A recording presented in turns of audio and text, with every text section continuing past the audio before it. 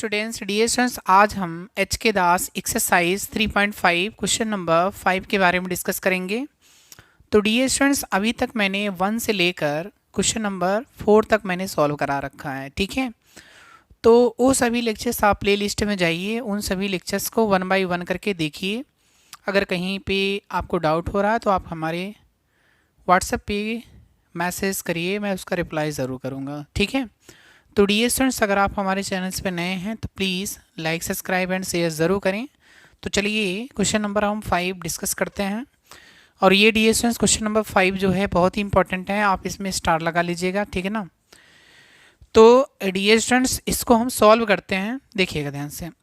हमारे पास में डियर स्टूडेंट्स, हमारे पास में जो भी लीनियर डिफरेंशियल इक्वेशन दे रखा है, सबसे पहले मैंने आपको फर्स्ट लेक्चर्स में मैंने बताया था, मेथड में भी मैंने सिखा रखा है। तो सबसे पहले आप इसको स्टैंडर्ड फॉर्म में कन्वर्ट करोगे।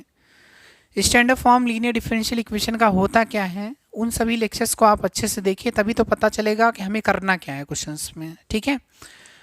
तो हम यहाँ पे देखिएगा ध्यान से, हम यहाँ पे करने वाले क्या हैं डियर स्टूडेंट्स, हम इसको स्टैंडर्ड फॉर्म में कन्वर्ट करेंगे। देखिए कैसे होगा।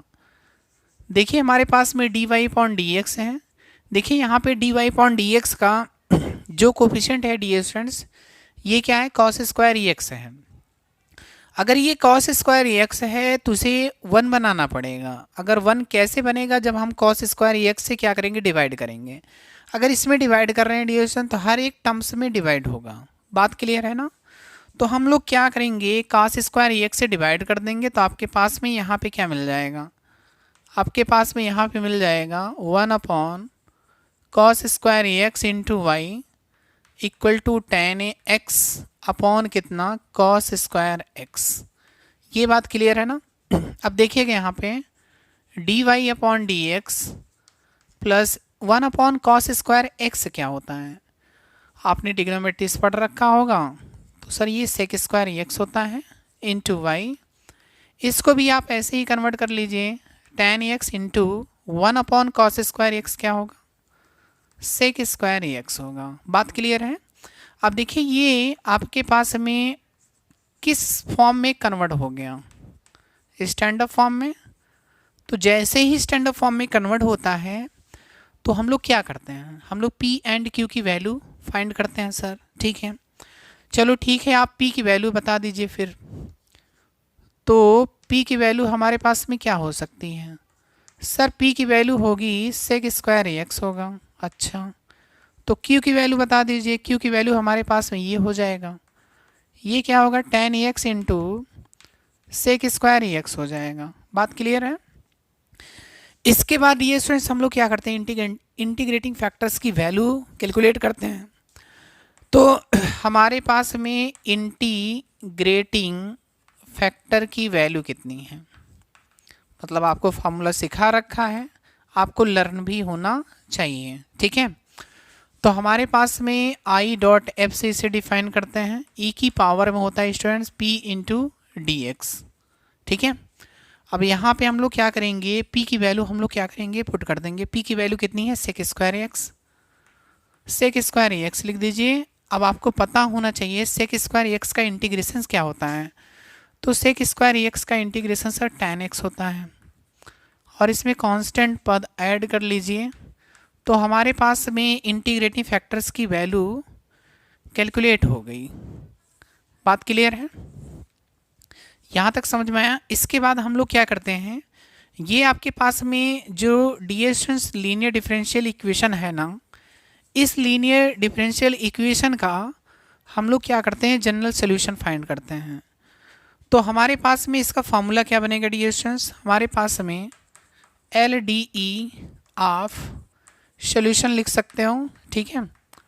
तो इसका फॉर्मूला क्या होता है, तो हमारे पास में y into integrating factors equal to integration integrating factors into q into D X plus का c, ठीक है।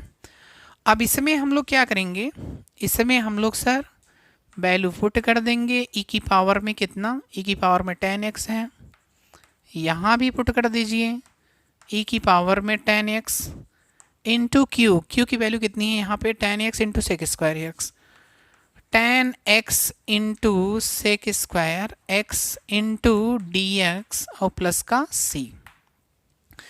अब सबसे इम्पोर्टेंट बात यहाँ पे आती है, देखिए बच्चे क्या होते हैं, मेथड तो सीख जाते हैं, सबसे ज़्यादा प्रॉब्लम्स कहाँ पे होती है, इंटीग्रेशंस में।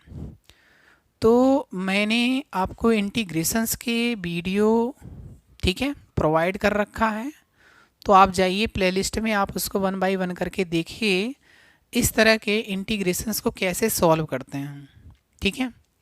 अगर इंटीग्रेशंस आता है तो कोई दिक्कत नहीं है, ठीक है, तो अगर नहीं आता है तब भी कोई दिक्कत नहीं है। क्यों? क्योंकि मैं यहाँ आपको 1 बाय 1 करके हर एक स्टेप मैं आपको सिखा रहा हूँ, ठीक है। तो डियर स्टूडेंट्स, जैसा कि मैं आपसे बोलता रहता हूँ कि डियर स्टूडेंट्स, अगर आप हमारे चैनल्स पे नए हैं तो please like, subscribe and share ज़रूर करिएगा, ठीक है।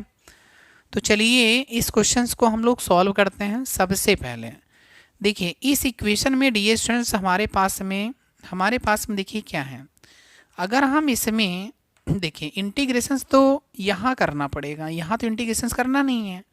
अब सबसे इम्पॉर्टेंट बात वहाँ पे आप देखिए, अगर मैं tan x को डियर स्टूडेंट्स अगर हम लोग टी लेट कर दूँ, tan x को मैंने टी लेट किया तो यहाँ भी टी लिखना पड़ेगा, और tan x का डिफ्रेंशिएशन क्या होता है, सेक स्क्वायर एक्स, ठीक है।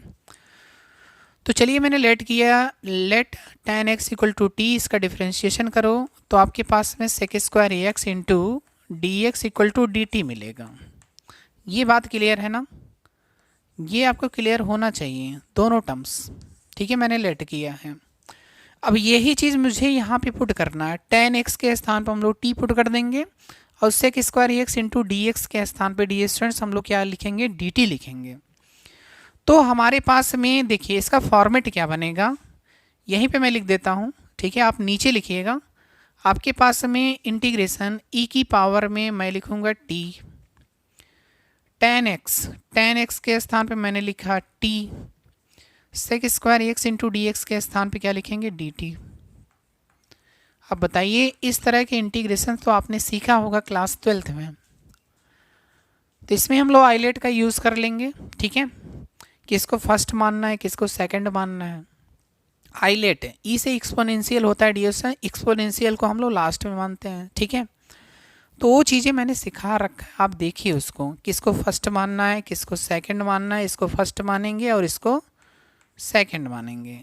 यहाँ पे फर्स्ट इंटू हम लोग सेकंड का इंटीग्रेशंस का फॉर्मूला लगाएंगे, और आपको फॉर्मूला लर्न होना चाहिए। देखिएगा मैं यहीं पे लगाता हूँ डियर स्टूडेंट्स, इक्वल करके आप लिखते जाइएगा, ठीक है ना। देखिए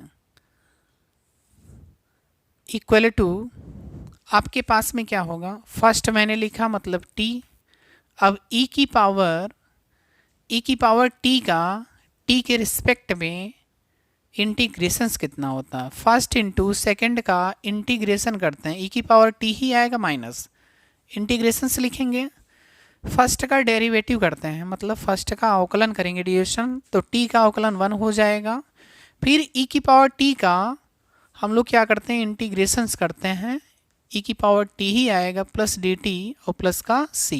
बात क्लियर है।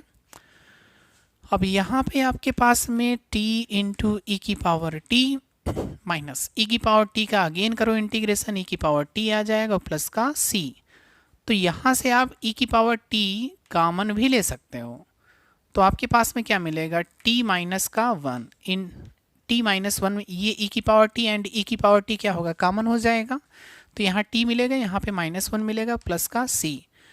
और हम लोग t की वैल्यू भी पुट कर सकते हैं, t की वैल्यू क्या है, tan x, तो यहाँ आप tan x लिख दीजिए, t के स्थान पर मुझे tan x लिखना है, tan x -1 और प्लस का c, ठीक है। तो ये आपके पास में ये फाइनल आंसर हो गया, ठीक है। अब बच्चे क्या करते हैं, सर मेरा तो आंसर मैच नहीं कर रहा है, आप आंसर मैच करा के दीजिए, कोई दिक्कत नहीं है। देखो यहाँ पे y है ना, केवल y है, तो यहाँ पे मैं क्या करूँगा, e की पावर tan x चल रहा है, e की पावर tan x का मैं इसमें डिवाइड करूँगा, तो e की पावर tan x का डिवाइड करेंगे तो ये कैंसिल हो जाए, tan x -1 बचेगा, देख लो tan x -1 बचा, और c अपॉन e की पावर tan x, अपॉन में आएगा, उसको ऊपर ले जाएंगे तो ये नेगेटिव आ जाएगा। बात क्लियर है ना? अब बताइए यहाँ पे आप कर सकते हो ना? कर सकते हो, कोई दिक्कत नहीं है, मैंने आपको समझा दिया कैसे क्या करना है, ठीक है। तो डी स्टूडेंट देखिए, ये क्वेश्चन जो है बहुत ही अच्छा क्वेश्चन है, बहुत ही इंपॉर्टेंट भी है। बच्चों को यहाँ पे प्रॉब्लम्स हो जाती है कि इंटीग्रेशन हमें करना क्या कैसे है, ठीक है। तो इस तरह के इंटीग्रेशंस बेटा आप अच्छे से याद रखिए कैसे करना है। देखिए मैं आपको एक फार्मूला लिखा देता हूँ। अगर मान लीजिए आपके पास में ये, देखिएगा ध्यान से, मैं लिखता हूँ डी स्टूडेंट इंटीग्रेशंस, ठीक है। इंटीग्रेशंस लिखा, हमने लिखा x इंटू ई की पावर में x इंटू डी एक्स। इसका आप इंटीग्रेशन करना, ठीक है। और इसका इंटीग्रेशन आपको लर्न भी होना चाहिए, क्योंकि अगर देखो लर्न होगा ना इंटीग्रेशंस, तो ये जो सारे स्टेप है ना, ज़्यादा टाइम नहीं लगेगा, आप तुरंत सॉल्व कर लोगे।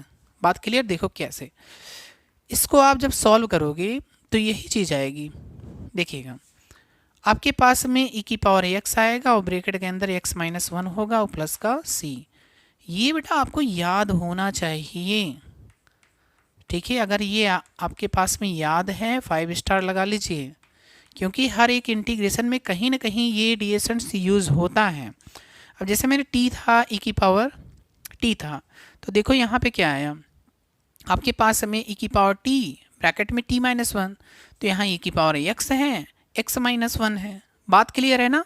तो ये चीज़ें अगर आपके पास में ये चीज़ें लर्न होती तो हम वह एक लाइन में बेटा आपके पास में यहाँ पे आंसर लिखते हैं और t की वैल्यू पुट कर देते हैं और e की पावर 10x से क्या करते हैं हम लोग, डिवाइड कर देते हैं। बात क्लियर है ना?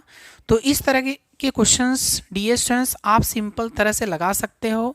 आप क्वेश्चंस को लगाइए, नहीं आता है तो आप हमारे व्हाट्सएप पे कमेंट करिए या क्वेश्चन सेंड करिए, मैं आपके प्रॉब्लम्स को ज़रूर सॉल्व कराऊंगा। बात क्लियर है ना?